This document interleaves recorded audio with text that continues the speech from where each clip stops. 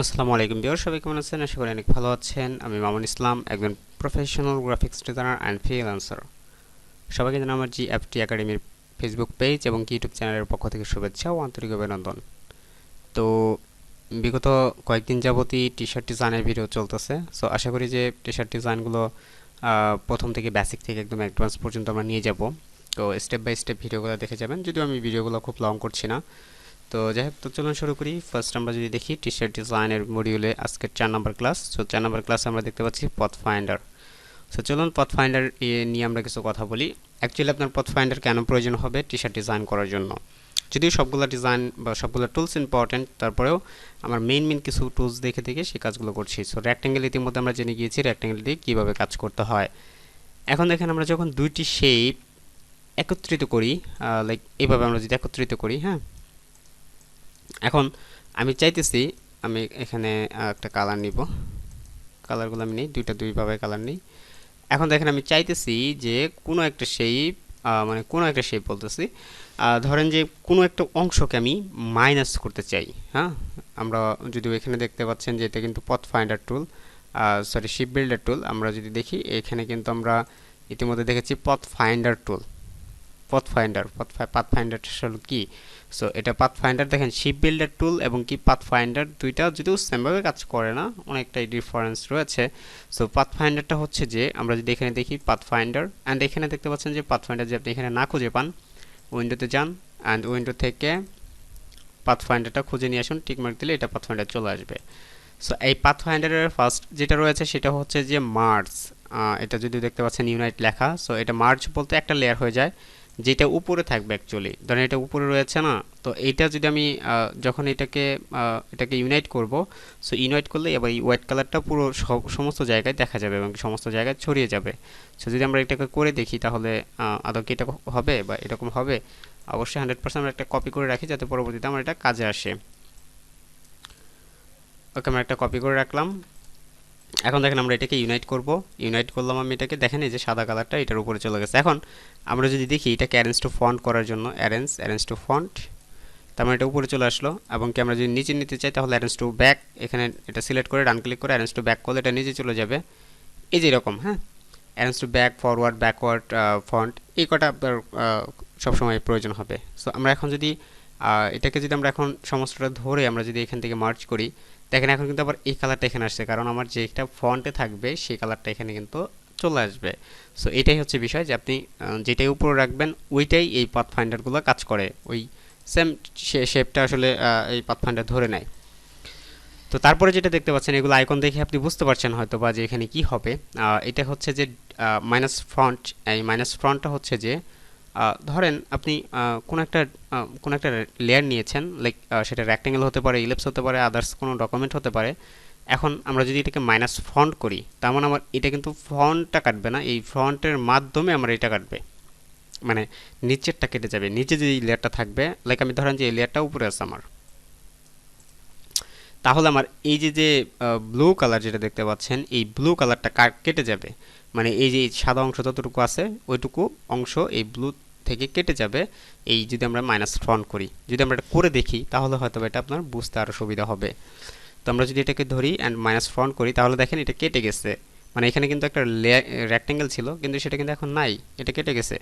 তার মানে হচ্ছে যে আপনি যখন কোনো একটা মাইনাস ফন্ট করেন, সেটা যদি আপনার, যদি ধরেন যে আমার এটা ফন্টে থাকতো অ্যারেঞ্জ টু ফন্ট, এখন যদি আমি মাইনাস ফন্ট করি তাহলে কিন্তু আমার এটা এখন কোনটা কাটবে? এখন কিন্তু আমাদের এই সাদাটা কাটবে, এখন কিন্তু আর এটা কাটবে না।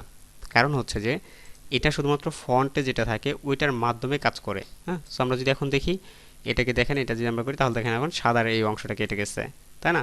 সো কতটা ইজি, একদমই। আপনি যদি এগুলোকে একটু মনোযোগ দিয়ে দেখেন তাহলে এটা আপনার জন্য খুবই ইজি হয়ে যাবে এবং কি কাজ করতেও খুব সুবিধা হবে। সো আশা করি যে বিষয়গুলো খুব মনোযোগ দিয়ে সহকারে দেখবেন। এই ছোটো ছোটো বিষয়গুলোই আমরা মিস করে যাই, বা অনেক সময় দেখা যায় এই ছোটো ছোটো বিষয়গুলোকে আমাদের অনেক বেশি ইম্পর্টেন্ট, কিন্তু আমরা এগুলোকে খুবই গুরুত্বপূর্ণ সহকারে দেখি না বা কম গুরুত্ব দিয়ে থাকি। হ্যাঁ, আচ্ছা, তারপরে দেখেন তারপরে কি আছে, তারপর হচ্ছে ইনসার্ট ফ্রম শেপ। সো এটাতে কিন্তু আপনি শুধুমাত্র যতটুকু সিলেক্ট করবেন এই সিলেক্টের এই দুই অংশটা কেটে দিয়ে মাঝখানেটা থাকবে শুধুমাত্র। দেখেন আমরা যখন এটা ক্লিক করব তখন দেখেন এই যে মাঝখানেটা রয়েছে আর দুই পাশে যাচ্ছিল ওইগুলো কিন্তু নাই।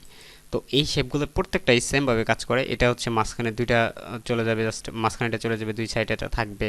তারপরে এটা হচ্ছে যে ডিভাইডেড, এখান থেকে ডিভাইডেডটা খুব প্রয়োজন, আমরা এটাকে একটু দেখাই দিই।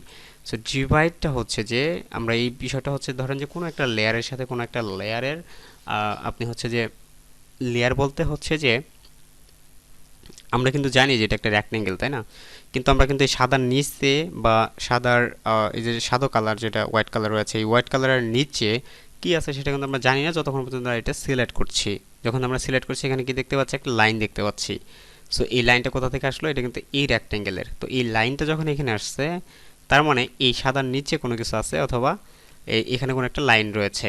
সো এই লাইনটাকে বলা হয়, যখনই এই লাইনগুলোকে দেখবেন তখন এই লাইনগুলোকে আপনি যেখানে দেখেন, আপনি ধরেন যে এখানে দেখছেন, এটাকে আরেকটা কপি করে নেন। এখন যখন সিলেক্ট করতেছেন এখন দেখেন যেখানে যেখানে লাইনটা দেখতেছেন ওইখানে ওইখানে এই ডিভাইডটা কি করে, ভেঙে দেয়।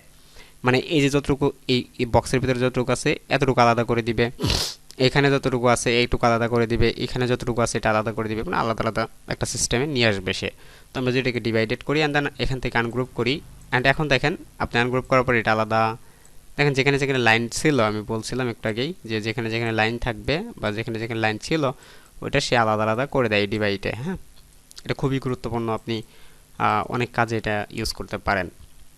অ্যান্ড এখানে আরও কয়েকটা অপশন আছে, এগুলো আস্তে আস্তে আপনারা দেখে নেবেন। একটা করে একটা একটা করে দেখাতে গেলে অনেক টাইম লেগে যাবে, জাস্ট এই সিম্পল বিষয়গুলো দেখে নেবেন। যখন আমরা কাজ করব তখন আরও বিষয় মানে ইন ডিটেলস আমরা সেগুলো নিয়ে কথা বলবো। আচ্ছা, যাই হোক, তারপরে যে বিষয়টা রয়েছে আমরা যদি দেখি, তারপরে যেটা আছে শিপ বিল্ডার টুল। তো যেটার কথা আমরা বলতেছিলাম একটু আগেই, এই ডিভাইড এবং শিপ বিল্ডার টুলটা খুবই প্রয়োজনীয়। ধরেন শিপ বিল্ডার টুলটা কাজ করে হচ্ছে এরকমভাবে, আপনি যতগুলো লেয়ার রয়েছে সমস্ত লেয়ারগুলোকে ধরছেন বা ধরার পরে এখন দেখেন লেয়ারগুলো কিন্তু আপনি জানেন না যে এখানে এই লাইনটা রয়েছে, কিন্তু যখন শিপ বিল্ডার কাজ করে তখন এই শিপ বিল্ডারের মাধ্যমে আপনি যখন এখানে প্লাস করবেন তখন এটা প্লাস হয়ে যাবে। চাইলে আপনি কালার চেঞ্জ করতে পারেন, চাইলে আপনি এটা শিপ বিল্ডারের মাধ্যমেই কালারগুলোকে পরিবর্তন নিয়ে আসতে পারেন। কিন্তু আমি চাইতেছি না কালার পরিবর্তন শেখাতে আপনাকে। সো আমি এখানে চাই যে আপনি কোনো একটা কাজ শিখুন। সো আমরা যদি দেখি একটু ক্রোমের বিষয়ে যদি আমরা একটু তাকাই বা ক্রোমের দিকে একটু যদি চাই, তাহলে দেখেন সেগুলো কীভাবে ক্রিয়েট হয়েছে এই শিপ বিল্ডারের মাধ্যমে আপনি চাইলে সেটাকে ক্রিয়েট করতে পারেন। ধরেন আমরা এখান থেকে একটা রাউন্ড নিয়েছি অ্যান্ড দেন রাউন্ড নেওয়ার পর আমরা এটাকে একটা স্টকে কনভার্ট করেছি। দেখেন এখন কিন্তু আপনি স্টক বিষয় বা স্টক সম্পর্কে কিন্তু আপনি জানেন বা ধারণা রয়েছে। তো আমরা এটাকে অ্যালাইন করে মাঝখানে নিয়ে আসলাম। এখন আমার কাজ হচ্ছে যে এটাকে ধরি control C control F copy paste করি অ্যান্ড দেন ছোটো করে দিই। এখন দেখেন ছোটো করার পরে আমরা চাইতেছি যে এটাকে একটা কপি করে নিব। এই যে সেন্টার দেখবেন এখানে দেখেন একটা পয়েন্ট, আমি পয়েন্ট বিষয়ে এর আগে কথা বলেছি, সেই পয়েন্টটা খেয়াল করবেন। এখন দেখেন আমরা এটাকে শিপ ধরে উপর দিকে নিয়ে গেলাম, তাহলে আমার এটা এরকম হলো, তাই না? তো আমরা এটাকে চাইতেছি একদমই নিচের দিকে নিয়ে আসবো, এই পয়েন্টটাকে মিলাবো, এই পয়েন্ট এবং কি এটার এই পয়েন্ট। সো তারপর আমরা যেটা করব এটাকে টান দিয়ে নিচের দিকে নিয়ে আসবো। এই দেখেন এই পয়েন্ট এবং কি নিচের পয়েন্ট মিলছে কিনা সেটার জন্য আমরা অ্যালাইন করবো আগে। ফার্স্ট অ্যালাইনটা করে নিলাম। ওকে, অ্যালাইনটা করার পর এখন আমরা এটা মিলেছে কিনা বা এটা একদমই অ্যাকচুয়াল মিলছে কিনা সেটার জন্য কিন্তু আপনাকে দেখতে হবে, না হলে কিন্তু এটা কাজ করবে না বা এটা শিপ বিল্ডার টুলটা কাজ করবে না। সো আমরা কন্ট্রোল ওয়াই দিয়ে এখানে এটাকে আমরা কন্ট্রোল ওয়াই দিয়ে এটা হচ্ছে জিপিইউ প্রিভিউতে নিয়ে আসলাম বা এটাকে আউটলাইন বলে। সো এই দেখেন এখানে কিন্তু আমাদের দুইটা লাইন একসাথে হওয়ার পর এরকম দেখাচ্ছে। এখানেও দেখেন সেম, এখানেও দুটো লাইন একসাথে করার পরে এরকম কোনো ফাঁকা থাকা যাবে না, কোনো ধরনের স্পেস থাকা যাবে না। ওকে, এই দেখেন এখানেও সেমভাবে মিলেছে। এখন যদি আমরা এটাকে কন্ট্রোল ওয়াই দিই আবার, তাহলে আবার আমরা এটা প্রিভিউতে চলে আসবে।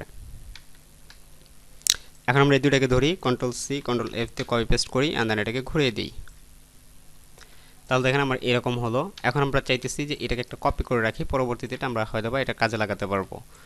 অ্যান্ড আমরা এটাকে ধরি, সম্পূর্ণটাকে ধরার পর এখন আমরা শিপ বিল্ডার টুলে যাই অ্যান্ড দেন এখানে দেখেন একটা পয়েন্ট, এই পয়েন্ট থেকে শুরু করে আমরা চাইলে এটাকে পুরোটা ঘুরিয়ে নিতে পারি। অ্যান্ড দেন সেম ওয়েতে আমরা এটাকে চাইলে পুরোটা এরকমভাবে ঘুরিয়ে নিতে পারি। দেখেন এটাকে আমরা শিপ বিল্ডারের মাধ্যমে কিন্তু করছি, ভালো করে খেয়াল করবেন, শিপ বিল্ডারের মাধ্যমে এটা কিন্তু পয়েন্ট আকারের পয়েন্ট তৈরি করছি আমি।